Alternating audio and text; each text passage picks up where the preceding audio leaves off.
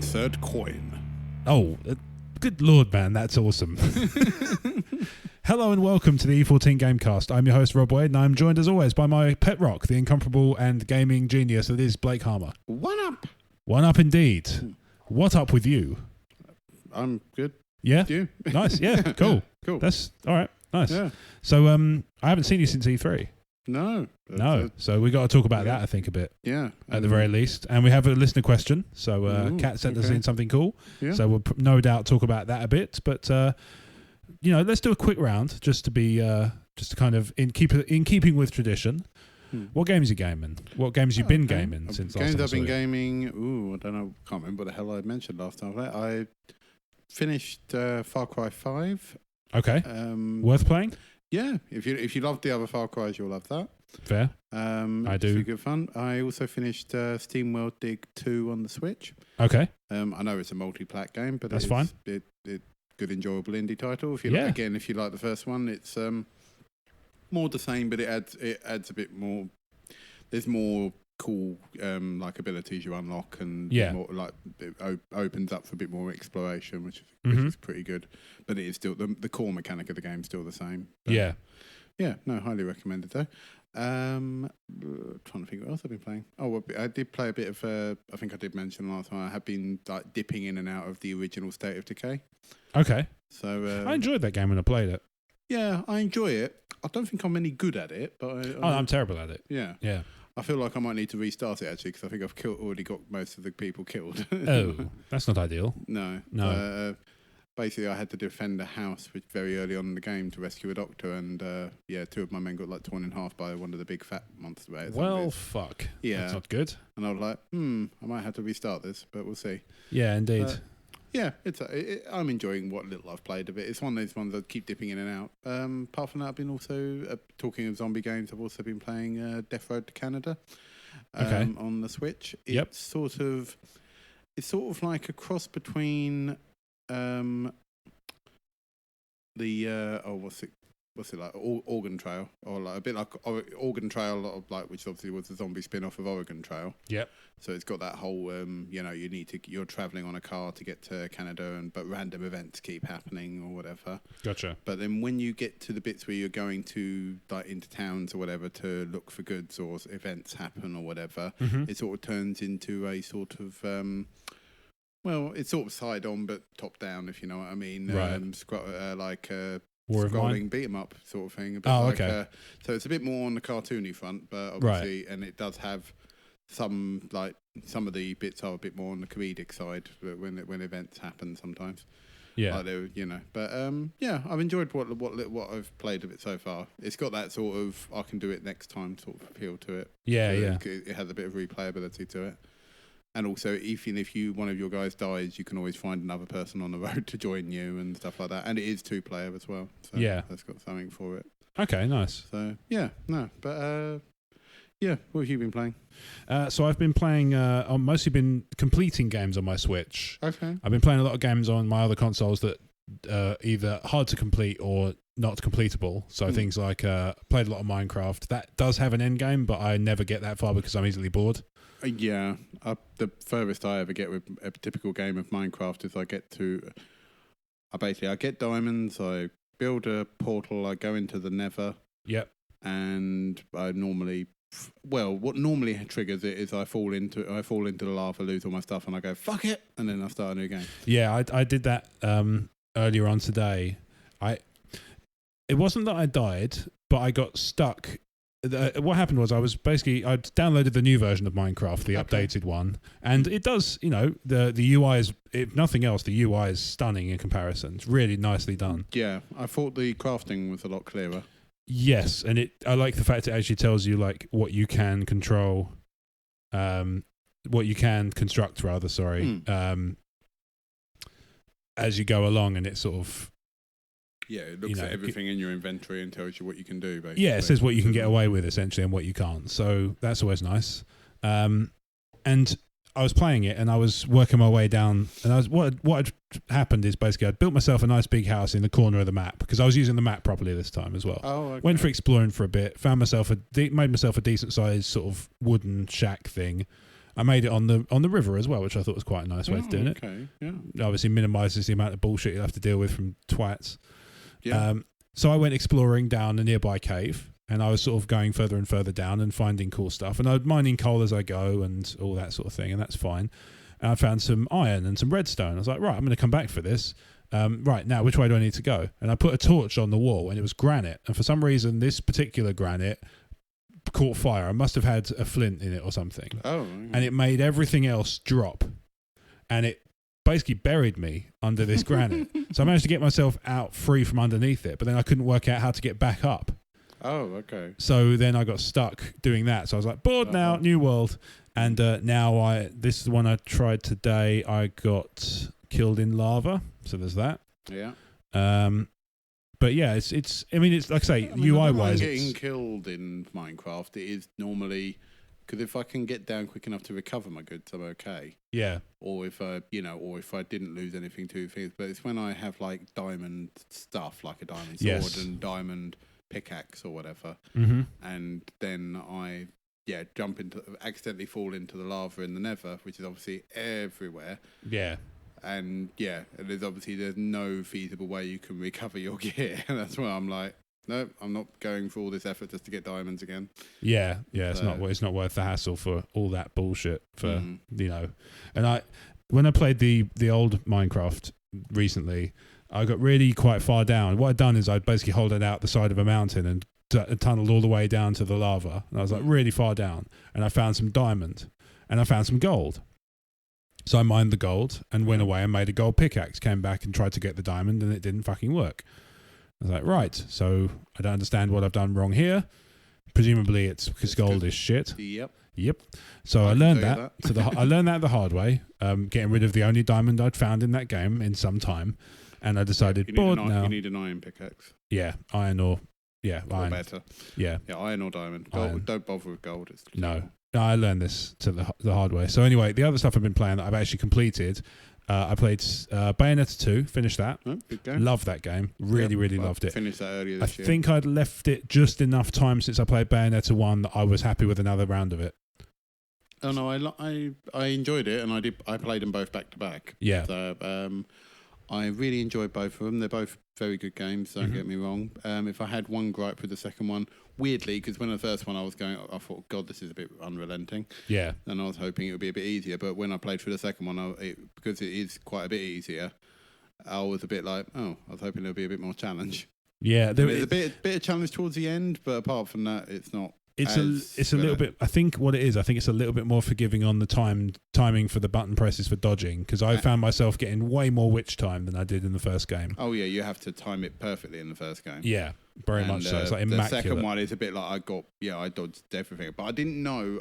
Part of me thought, is it being more forgiving? Yeah. But part of me also thought, am I getting gud? Is it because I was like getting gudder? Got gud on the first game that I then went straight into the second game, obviously. Because obviously it started off easier and got harder. Yeah. Did I, was it just because I was I get that. More into it, if you know what I mean? Yeah.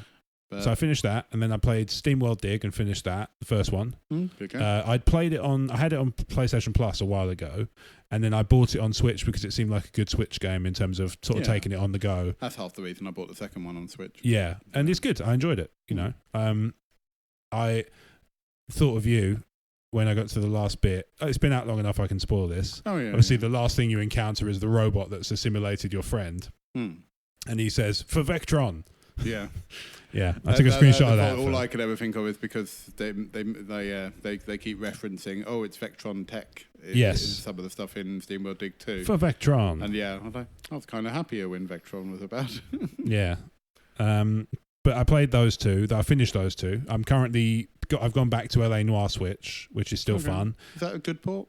It's a very good port. I tell you what, something I noticed actually, and I wonder if it's because I'm listening to it on headphones. Yeah, so LA Noire. Yeah, so I don't know if it's just because I was listening to it on headphones for a change, whereas obviously before I was playing on a TV when I played it on Xbox in the past. The audio quality is atrocious. Oh. In terms of like the dialogue is fine, but it's the background noise is like it's very obviously recorded in a vocal studio. And like considering that they're out and about most of the time on the streets and stuff, you'd think they'd blend it in or do sort of on location. I don't remember there being a big problem with the sound. And it may also be. Version, I'm not ultimately intimately familiar with how the architecture of the Switch works. It may be an audio problem with the Switch. It may be a compression thing or a decoding thing or a. Yeah, no, fair enough. But I mean, if the game still plays and runs smoothly, and that, yeah. Because I was a bit like, I wouldn't mind playing it a little while again, and I did think, is it worth me picking it up again on the Switch, or should I just go the whole hog and buy the remastered version, basically? It is the remastered version on Switch as well. So you get all the DLC, which is cool because Brad's always keen on this. Is the thing they meld in all the DLC into the storyline, so it's like a director's cut, like a longer version of the same game. Yeah. And I can definitely. I'm not really sure if I've done these quests before, these missions, but it doesn't. At no point has it been jarring, like, oh, this is definitely not right or definitely different. No. Which is good. I think that's a good thing. I think it would have been just long enough for me to play it and enjoy it, a bit like Skyrim. So it'd be just long enough for me to play it without worry of that. So beyond that, I've been playing. So I played some Minecraft. I've been playing Fallout Shelter on the Switch because I think actually for my commute, that's a perfect game to put on my Switch. Okay. I haven't. I mean, apart from my short bash on it when it first came out. Oh my! Back a couple of years ago. Yeah. I haven't actually given it a try. I've downloaded it. It's sitting on my pile. Yeah. I played. I think I was playing. Trying to clear some demos off my thing, so I played the Captain Toad demo. Oh, I like that game. Yeah, I liked what I played of it. It seemed quite simple, but fun. Yeah. It seemed like one of those ones that it's easy to play through but difficult to find everything. Yes, I think it's one of those ones you probably can complete the story relatively straightforwardly, but if you want to go back as a completionist, then it'll take you a fair while. Like Mario Odyssey. Yeah. Breath of the Wild. You can theoretically go through and you can do it without all the shrines. I've not felt the need to 100% Mario Odyssey. I will say Breath of the Wild is the first game in some time that I felt like going, I should go back and play that again. It's in my head. It's sticking in my mind a lot. I wasn't sure because I really enjoyed it for my time of it. Yeah.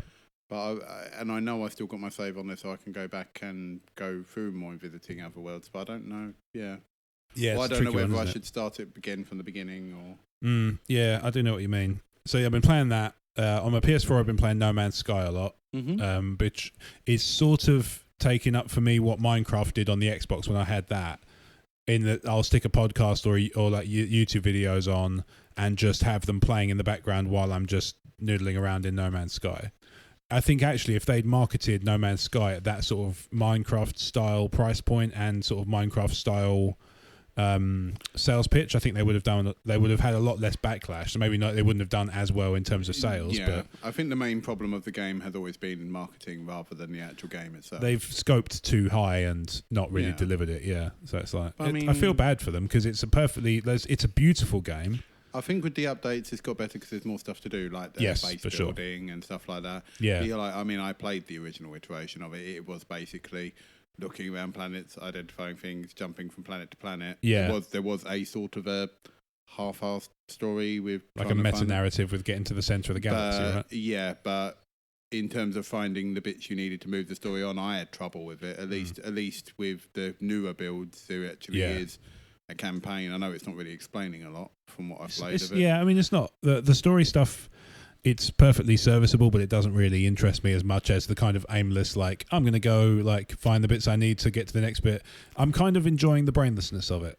Yeah, I think the problem was that it was a perfectly okay-ish experience doing all that. Price of 60 quid. The problem was that it was priced at full price. I was stung a bit because I didn't pay an awful lot for it in the end, but I did use a lot of trading for it to get it when it was pretty new. Gotcha. Which I probably shouldn't have, but I was sucked in. But I was sucked in by the hype. Yeah, it's easily done. That's the trouble, isn't it? Yeah, and I know it was a game that Kat wanted, so that's the reason I did it. But we both enjoy it. It's a game I enjoy playing with Kat because I think it's perfect for playing it together in a pass the pad sort of way. Yeah. it's a nice relaxing game, as you said. It's a good one to that. I don't think I could kill an entire day playing it, but I could definitely kill a couple of hours playing it and then go, I want to play something else now. Does that make sense? Yeah, I couldn't kill the whole day doing it. No, it's usually like the odd evening where I'm just kind of aimlessly. Like I say, I've usually got like a podcast or a YouTube video, a long one or something on, playing audio in the background so I can enjoy that, and also just kind of not. I want to play something, but I don't want to be trying to follow two things at once, like a story and a podcast. It's fine for that. So it's something you can mess about with and not. Yeah, it's a nice one to unwind with. I wouldn't say it was. Again, you can dip in and out of it with relative ease. It's not something. You have to follow the massive plot you got to follow. No, nothing like that. It's very, very light plot. Otherwise, I've been playing a little bit more Overcooked on my own. Okay. I've got to level 5-4 by myself. Okay. Where did we get the other? I'm not sure. It might have been 5-3 or 5-4. I think we got to 5-4. Actually, having said that, I did get to 5-5, and I need your help with it after we've recorded. Okay. Yeah, so I could do with some help. Well, it is a social because I know exactly what I need. I know exactly what I need to do to make it work. I just can't physically do it quick enough because you've played. I have played the one player. Yeah, it's not good. No, it's not. So it's clearly not the optimum experience. It's as if it's a party game, really. Yeah, I do understand that like its optimum experience is best served kind of through friends, but obviously on my commute I don't just want to pick a random punter and just go, "Would you like to play a game with me?" Because then I'm going to then if I'm not right, I'm going to prison. But yeah, that's one I'm playing a bit on my Switch. Okay. Otherwise, like I say, LA Noire on my Switch, Pokemon Quest here and there, because that's kind of like a dicking around game. I had a little bit of a go at that. I think I need to go back and have another try. It seems all right. It's another one of those games that's like good for just commute train journeys and stuff. Just like do your few missions, run your energy out, and then like that's cool. Move on to a different game. Yeah, I think that's the thing. I think in terms of that mobile-eyed attitude, you don't really use it that much. My time's taken up with playing Marvel Strike Force on my phone at the moment for that sort of thing. Okay. So I think the whole doing my dailies and doing using up my energy and all that is all in that, really. Speaking of mobile, I'm back into Pokemon Go in a big way, but that's mainly because in the summer weather I've been walking a lot more. I don't know if Kat has the same thing. I've found myself going to if I miss my usual train, I have to go to Cannon Street. And Cannon Street is quite a bit further away from my office. It's like 2.5 miles. Oh, okay. But the last couple of days, I've been getting to Cannon Street and going, fuck it, it's a gorgeous day. On Monday, I had this podcast on that I couldn't put down. It was really it was really enjoyable. So I just wanted to finish it. So I decided, fuck it, I'm going to walk. So I walked and it was great. And then today, I got to Cannon Street. I was like, I enjoyed that walk yesterday. I'm going to do it again. Tomorrow, I might do the same again. My legs are going to be burned. There's going to be rubbing between my legs like you never fucking believe, and I'm going to have hamstrings as tight as fucking banjo cords. But it's very enjoyable. But so yeah, I've been walking a lot more, and that's as a result. I've used Pokemon Go while I'm going because obviously I can hatch eggs from walking, and I can also catch stuff and spin stops and evolve things and all that stuff. So it's not a game I've put down really. I think I played a little bit less of it, but I think that's because I'm getting to the point where I've almost got all of the Gen 1 ones, and that was originally my. I'm 7 short, I think. And some of those are the region exclusive ones that I still haven't got. Yeah, I don't have the region. There are a few I still don't have. Yeah. Like I don't have Tangela. Okay. Or I still don't. I've almost got Gyarados after all these years. I have 2 of them. Yeah, that's the thing. I have a red and a blue. Oh right, yeah. I don't have any. I have some of the shiny Pokemon, but not the evolved forms. Yeah, fair enough. That's you have more than one shiny. Is there more than one shiny? They do a thing every month called Community Day now. Oh, they do shiny ones. They do shiny of a specific animal. Oh, okay. So I did not know that. I think it was shiny Tyranitar you could get in there. Oh, yeah, I missed that Community Day. I was gutted because I finally got enough to get Tyranitar, but I couldn't get a shiny one. Yeah, I needed to. He's one of the ones I'm short of in the Gen 2, so I'm annoyed that I missed out on that Community Day, but so it goes. Anyway, yeah, so those are the games I've been gaming and then the games you've been gaming. E3 for the games we should be gaming soon. Well, I think the most logical one to lead into would be Pokemon Let's Go. Yeah, I mean, that seems like a really fucking great game. Yeah. from what I've seen of it, it looks like it's just enough of a Pokemon game to still hold my interest. Yeah, so it's more like a traditional handheld experience for those who aren't. So for those who aren't familiar, it's basically it looks like a reimagining of something like a Pokemon Yellow. With I think it's got Pikachu or Eevee as your sort of walk around buddy. Yeah. And I'm so excited. I'm so excited about that game because obviously, I love me some Pokemon, some old style, catch 'em all, battle them, train them, Pokemon. I was intrigued at the fact it was the old school. It actually has the capture mechanic from Pokemon Go, or it looks like it. So it has something along those lines, yeah. It looked like it was still the getting greats and excellence and all that sort which of thing. Suits me fine. I'm not terrible at it. Yeah, no, it's fine. Apart from that, it's the whole motion control doing it, which if it's done well, because I mean, it made it obviously from the videos I've seen, they've made it look like it's quite easy to use. But yeah, I'm always, I suppose you don't know until you actually play it. Well, this is true, But yeah, that one. If balls, I will probably drop motion controls like a hammer. Yeah, I hope so, because I've dropped motion controls on pretty much everything else because I find it fiddly as balls, especially when it comes to. We had it the other day, right, where we were playing Mario Kart with Spike Direction. Oh yeah. Obviously, previous guest on the show, and he was like, "Oh, this controller's busted," and unbeknownst to us, there's an option to switch on motion controls that's very, very subtle. Yeah. And he'd done it without realizing and was trying to steer it while actually he was supposed to be turning the wheel with his Joy-Con. So when he find himself like leaning, because you do, don't you? You get sort of into it. You might not hold the pad exactly straight. Yeah, you sort of lean into it, you get into it, and you sort of move around along those lines. And he was doing that and having all sorts of problems as a result. So that was quite entertaining at the least. Yeah, for me at least, because I'm a bastard. I remember seeing him do it, and I was like, yeah, but it's easily done. So. That's the thing, he had me looking at bloody trying to recalibrate the fucking Joy-Con. Did I tell you I broke a Joy-Con? You mentioned it. Yeah, so I was on the train and I had my Switch out playing games, and I put it on my lap to get something out of my bag, and the train lurched and the Switch sort of just fell off my thing, and it sort of slid along and landed on its back. Okay. And one of the Joy-Cons popped off and sort of skidded along the floor. I was like, shit, that's broken then. Picked it up, slotted it back in, and it was fine. I was like, oh, that's a relief. I've not busted 70 quid's worth of controller. Yeah. Because for the pair at least.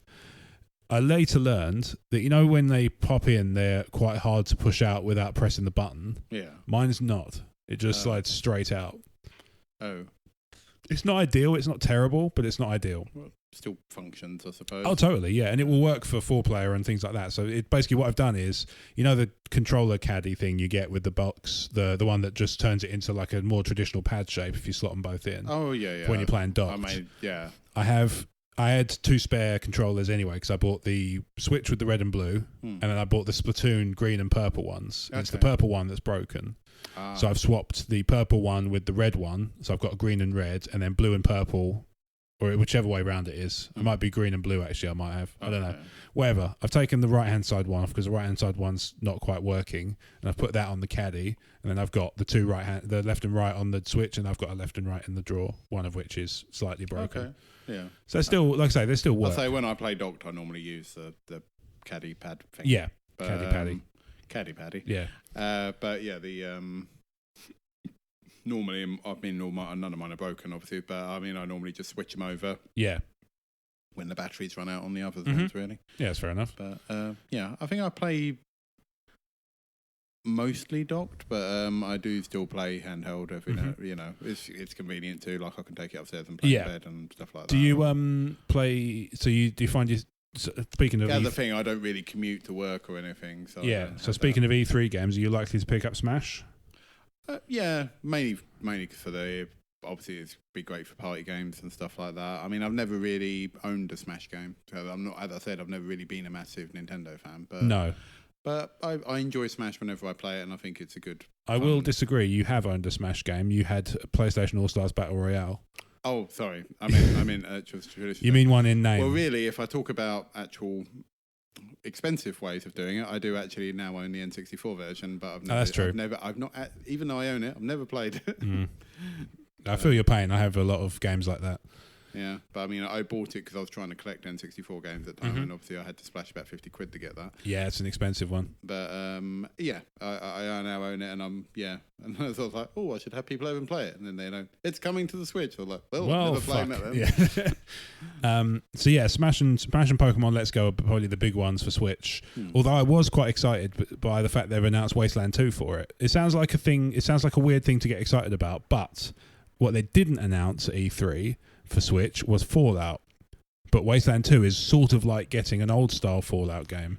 Yeah. Sort of. Well, I'll take it. Wasteland 2 is basically old style Fallout. Old style Fallout. I'll take it.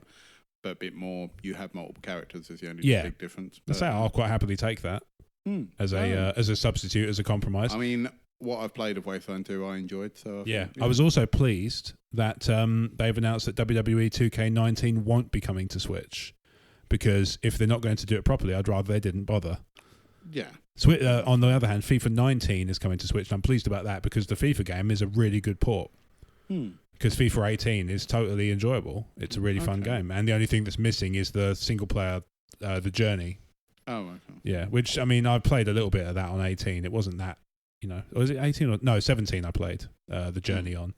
And it wasn't really anything to write home about as far as I was concerned in terms of, it didn't have any massive innovation. I normally only buy, I'm so not that into football anyway, that I only buy a football game and once every few years. I get them with access. I get an old one. I get them with EA Access for free, so I just have to be patient, wait 9 months, and then I'm set. Yeah, and that's the thing. I'm not worried about it being the most up-to-date rosters or anything. Yeah. I just like it as a game I can have a kick about with friends, really. Because I actually, I don't know. It's probably because I played more Pro Evo than I have FIFA. I actually still prefer Pro Evo, to be honest. It's got a bit more. There's a certain style to it that if you're a big Pro Evo person, it's hard to play FIFA, and by contrast, vice versa. They're very different. I know some people obviously prefer one than the other. It's sort of like, I mean, I do. Yeah. So I'd probably be more inclined to pick up a Pro Evo game if I would, rather than a FIFA game. But that's what I said. I don't think either of them are bad games. So. But yeah, as I said, not being a massive footy fan, I'm not with that. But that's the thing that puts me off, though, is when I see those sort of games, I know that I don't see the need for a portable football game. So I don't, and when I see FIFA 18 is on sale everywhere at the moment, what with the World Cup and that. And you can pick up obviously the better version of FIFA cheaper than you can the Switch version on the store. The Switch version is well worth getting if you just have a Switch, or if you're not that bothered about the career mode, or let's say the playing on the go thing is really nice. Yeah, and that's fine. I respect that. But it's 18, 19 quid for FIFA 18. I think. Yeah, which is quite reasonable. Definitely. It's definitely a low price, and not gonna diss it. Yeah. But when you can get the PS4 digital version for 15. Yeah, I can see the appeal. It's sort of like, well, if I'm going to argue the toss, I'd probably buy the console version. Yeah, fair enough. But, So in terms of E3 stuff, what kind of grabbed your eye? If I was to say the game that excited me the most, which I never thought I would ever actually say, because I did enjoy the original one, but I didn't expect it to be the game that I went, oh, that's actually the game I'm most excited for. Dying Light. Okay. That does surprise me. Yeah, because it's a perfectly cromulent game, but it never struck me as something that blew you away. It's the only one where I saw the sequel announcement that actually showed gameplay, because that's what I felt was a big disappointment of E3 this year, is that hardly anything had gameplay this year. It felt like they had a sleep year and then didn't go, oh shit, we've got to make more games. Yeah. Okay, well, I'm pleased you're excited and that for one, and I quite like the idea that it's the bits that intrigued me was obviously the whole siding with factions and changing things, and also it's written by the same guy behind KOTOR and New Vegas. Nice. So I'm a bit like, he's all right. Oh no, KOTOR 2 and New Vegas. So. Okay. But I was like, so he's pretty good at writing storylines. That seems fair to say, yeah. So I was like, hopefully it'll be quite a good... What if you went all the way across Nevada in search of Chandler Bing? Could you think of a better story? Yeah, possibly. And you're like, it's like a cowboy thing. Sold. And it's glitchy as fuck. Double sold. Especially now you can screen record easily. Yeah, well, yeah. Yeah. No, as I said, it looks like they've built upon the original, like the stuff that's good about it. Yeah, the parkour stuff looks a lot better and more fluid. A lot of the time, games like that start off as a proof of concept, and then they go, right, now let's nail it down. And that's cool. I mean, it worked really well for Assassin's Creed back in the day, because was first game was like, here's this awesome mechanic that's a bit clunky. Everybody's like, okay, I'm sort of with you. That's all right. Second game, it's like, here's the same thing but better this time. We've done it properly. Yeah. The problem with Assassin's Creed was, here's this brilliant concept and engine. Yeah, that is. Where's the game? Yeah. And shit. Here's that awesome concept with the game put in. Yeah. This is amazing. This is amazing. And I feel like that was what I was hoping would happen with Watch Dogs 2, but from what I gather, it was kind of more of the same in the kind of meh. I preferred it, actually, but okay. I thought it was a better game. But, I have it ready to play at some point. Yeah, I think the big thing is that the characters are a bit more likable. It doesn't take itself too dark and gritty and seriously. It's more fun. Yeah, it realizes some characters you're going to be like you may find annoying. I do. Oh, sure. I do appreciate that, but it's take a drink. But the other thing is, it's not a. I thought it built upon the other mechanic. Like, the hacking is more versatile. You can do more things with the hacking and stuff like that. It isn't, and I actually felt more invested in playing it because I wasn't like, and also he's not. That's the thing. I felt like Aidan Pierce was going to run up to his bedroom and listen to a Linkin Park album. You're not my real dad. Yeah, sister. That's how that works. I like how Origins has actually made Watch Dogs canon though. That's cool. Yeah. Yeah. Have you played Origins? Assassin's Creed. Yeah. No. No, there's actually a bit where they go, because in the first Watch Dogs there was like a spin-off mission where you kill a Templar. Oh, okay. It makes a nod to Assassin's Creed. Yeah, it could have easily just been a joke mission and never mentioned it. But there's actually a bit, if you go onto a laptop in Assassin's Creed Origins when you're outside of the Animus, there's a little bit where you can actually read it, and there's like a newspaper article about a person getting killed by this random stranger, and you look at the picture and it's Aidan Pierce shooting him. Nice. So I would like, that's quite a cool. Yeah, clever. Nice little interwoven touches. Yeah, so they actually made, because I know they made a little nod that it might be better to actually show it as an article and actually say, no, Watch Dogs is definitely in the same universe. Do you know what I'm really intrigued by from the E3 stuff? Cyberpunk 2077. Yes, I'd like to see more footage of it, like the actual gameplay footage. I mean, all I can be is intrigued. I think we're all intrigued by it, but they've still not shown enough of it for me to be like, I agree. Wow.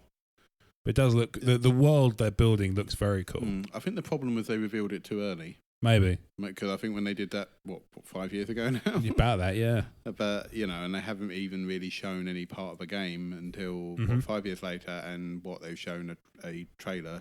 Yeah. An engine trailer, possibly. And they said it's going to be first person, and apart from showing some people some footage of the game behind closed doors, they haven't actually shown the game to the public. Yeah. So, but apparently all I've heard is people talking about it. The people who they had a picture of a guy who came out of the demo booth, and he had this enormous smile on his face, like this massive Cheshire cat grin. It's amazing to see. Oh, I'm definitely excited for it, and I don't think there was ever going to be a point where I wasn't, if that makes sense. The reason I'm saying Dying Light was my biggest surprise, because that was the one I didn't see myself actually going, oh, that looks really good. Yeah, because it actually took me from left field. Fallout, I was hoping I was going to love Fallout 76 a lot more than I did, but every bit I've heard about it has made me go, I'm not sure if it's a game for me. Yeah, I do understand your reservations. In fact, I mean, to kind of, if there's anybody who's not up to speed with what Fallout 76 is doing, what it seems to be doing sounds a lot like The Division and Destiny style, where you can play it all by yourself. Or even a bit like Rust. Yeah, you can play it you can play it all by yourself if you want, but you can sort of party up with a small squad. But for some people, that's going to be a massive turn off. For me personally, it doesn't really matter, because with The Division's a perfect example, right? So I remember I spent a lot of the time playing The Division, either with one of two things going on. Either I was in a small squad with my mates Dan and Warren, or I was by myself talking to Aaron of E14. just chatting about putting the world to rights, as they say. And I would just play the Division while I was chatting to him. And it's very rare that I actually ended up playing it with most people, because my friends like have this thing of, because they get they get an opportunity to buy all the games. They tend to buy all the games and then they move quickly through them. So by the time I've caught up and picked up something, they've already moved on to another thing. I think another problem I had is that I might jump in fairly early on a certain game, but either the majority of my close friends either wouldn't have picked up the game yet, or they play at completely different times to when I play. So, the reason I didn't pick up the Division was because I felt a bit sort of stung by Destiny. Like, I picked up Destiny, I played it pretty much purely on my own. I didn't play it with any friends, because, as I said, the ones that I knew that did play it, either I wasn't close enough a friend with that I really wanted to dedicate my time to playing with them, if you know what I mean, even though they were on my friends list, or they were they were playing at different times, and I was just like, I can't be right. I like the game, but I'm going to log in at this particular time to play the game. Yeah, it's not like one that you're going to build a social calendar around. No, and I don't think that's ever happened to me with a game. I booked a week off for Fallout 4. That was about it. Yeah, I did that too. Yeah, but and I don't regret it. Oh no, it was a great experience. To be honest, I decorated the living room as well, so that's all helped. Yeah. So there was an alternative reason. Getting into the spirit of it and all that. Yeah. Fallout 76. I will get it, whether or not I get it right away. I mean, maybe the solution. Unlike most Fallout games, where I picked up Fallout. I got Fallout 3 the Christmas it came out, and fell in love with it. But ever since Fallout 3, I've been day one. Yeah, Fallout 3, I was a day one. New Vegas, I was a day one. 4, I was a day one. I will still probably be a day one for this, but it's going to be. I'm less convinced of I'm definitely going to do it. My main core worries of 76 is that there are no NPCs.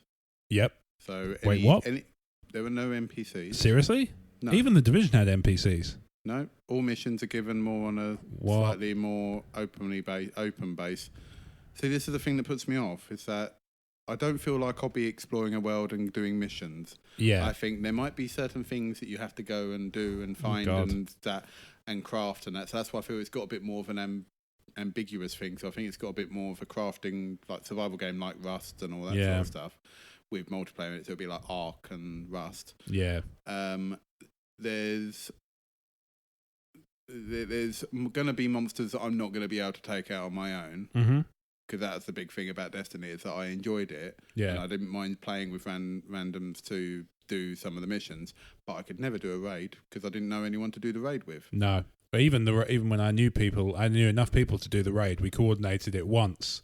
And only once, because we got our asses handed to us trying to open the door. And we're just like, this ain't happening.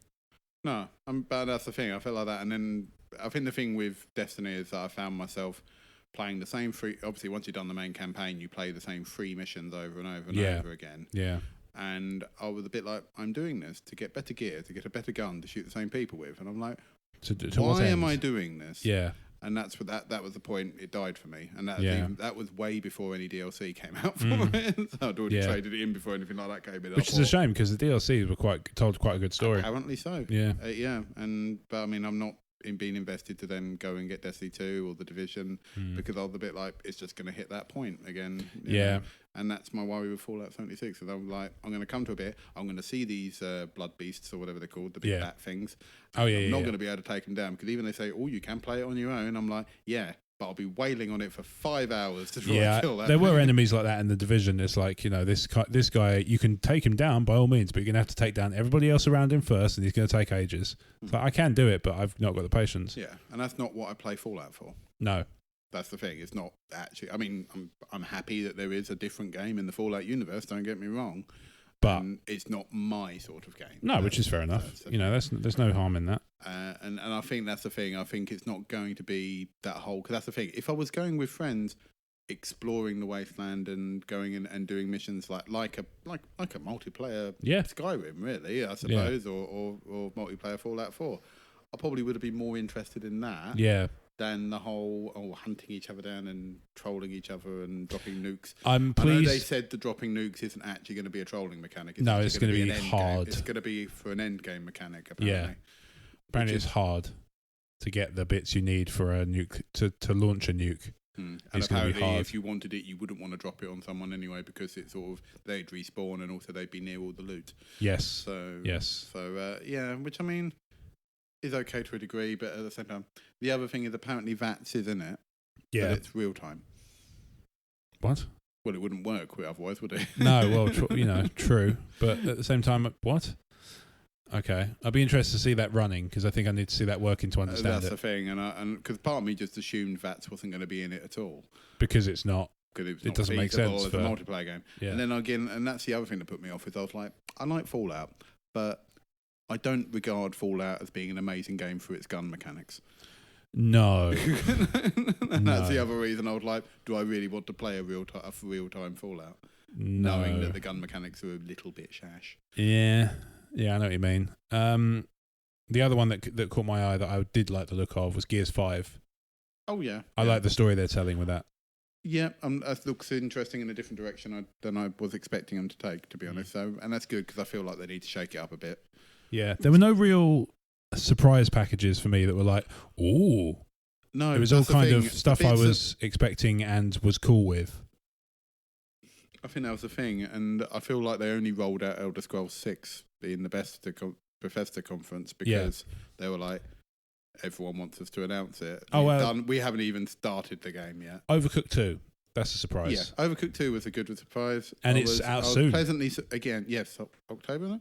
Oh, new Mario Party as well. There you go. Yeah, It's weird that I'm mostly excited for party games out of all of these announcements because it's Overcooked 2, Mario Party, and Super Smash. I was interested in. Yeah. As I said, Dying Light 2, whenever that comes out, I think it might be early in 2019. Mm-hmm. Could be, I mean, if it's a bit like the sleeper hit that the first one was, I'm down with that. Yeah. Because I mean, considering that I didn't really like Dead Island, I really liked Dying Light. Yeah, Dead Island was another one which was like, it was a nice idea, but the execution was pretty poor. Yeah, and considering that they then went, oh, we've made a competent game with Dying Light, and I was like, good for you. This was the game I wanted Dead Island to be. Good for you. Good. Yeah. I'm glad to hear it. Yeah, I think Dying Light was the game Dead Island should have been. I think maybe. Yeah, it's hard to judge, really, isn't it? I guess. Yeah.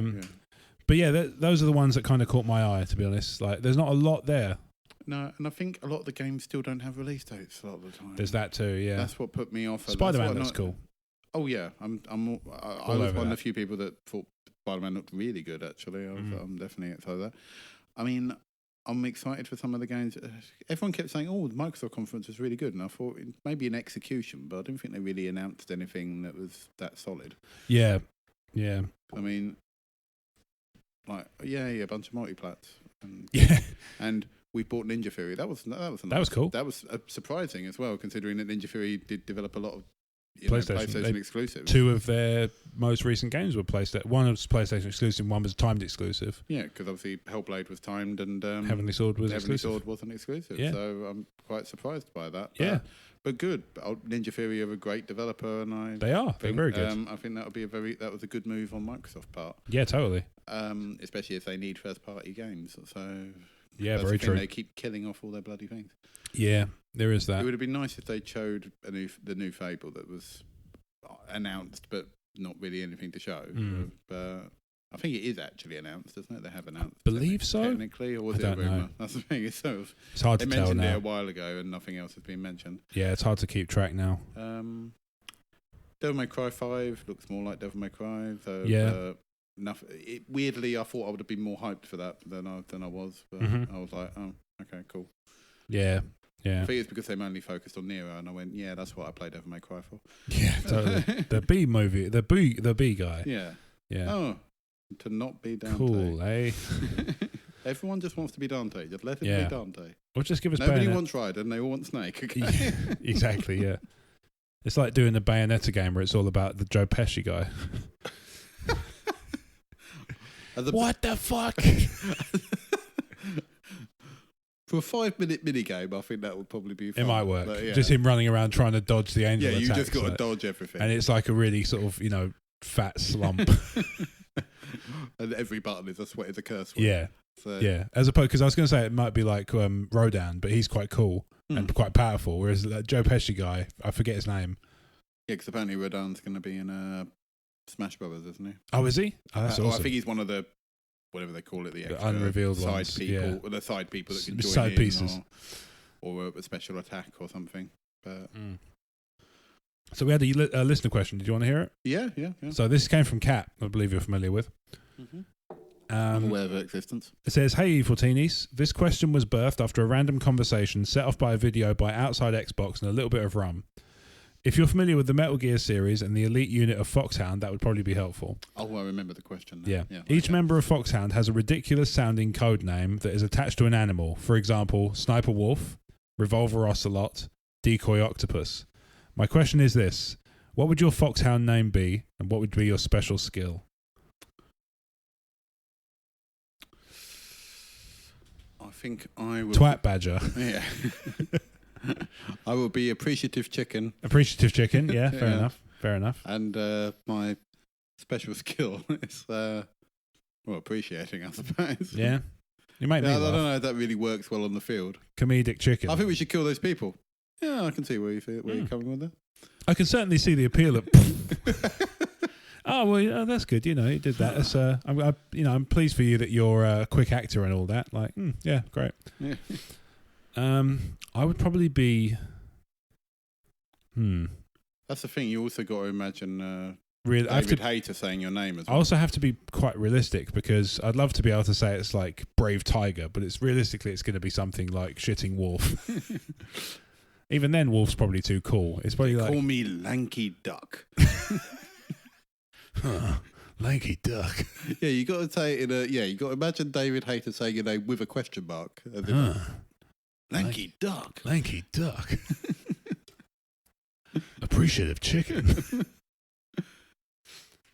Yeah, and what would your boss fight be? I don't know. Would you have to reset? Would you have to move the time forward 2 days to beat you? Passive aggressive slug. Agitated beaver. Ooh, probably get a cream for that. I think I've met her.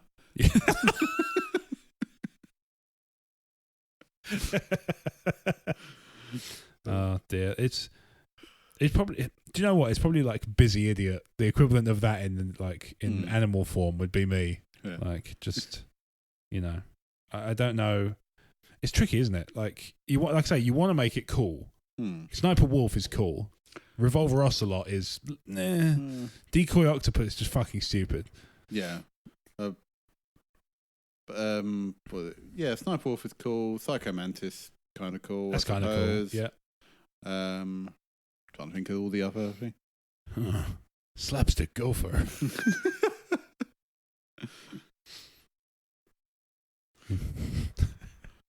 Industrious Foal. I remember Brad. I think Brad, when he was quite young, back in school, when Metal Gear Solid was obviously a new game back then and quite a big thing. He did create like a name generator to generate your own Foxhound name. Mm-hmm.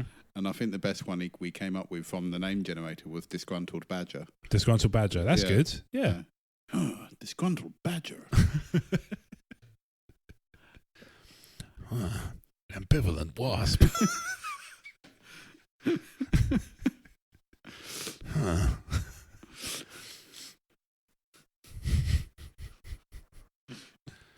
Cumbersome Anteater. Lactose intolerant deer.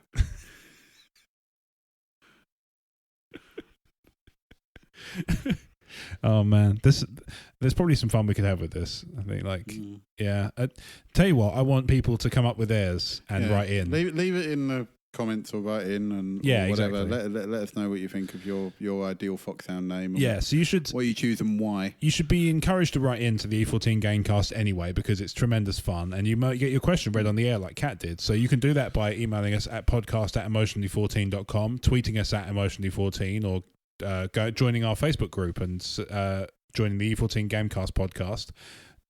Fair warning, that raising your question in there is more likely to get answers from everybody, but it won't get on the show because there'll be nothing left to talk about by then. Yeah, we were like, that'll happen. Those were things that were said. Yeah. Oh, hang on. Let me just pull up the Facebook history. That'll be fun for the listeners. Yeah.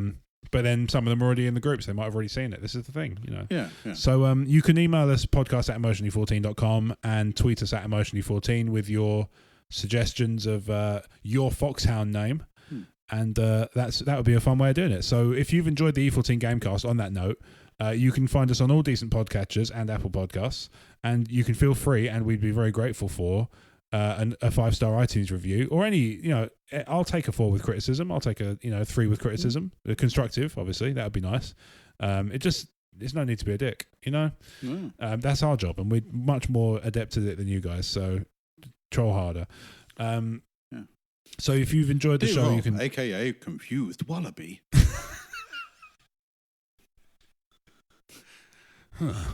Remorseful. Remorseful frog. So we just get a message with David Hayter going, your impressions are shit. Yeah. You suck.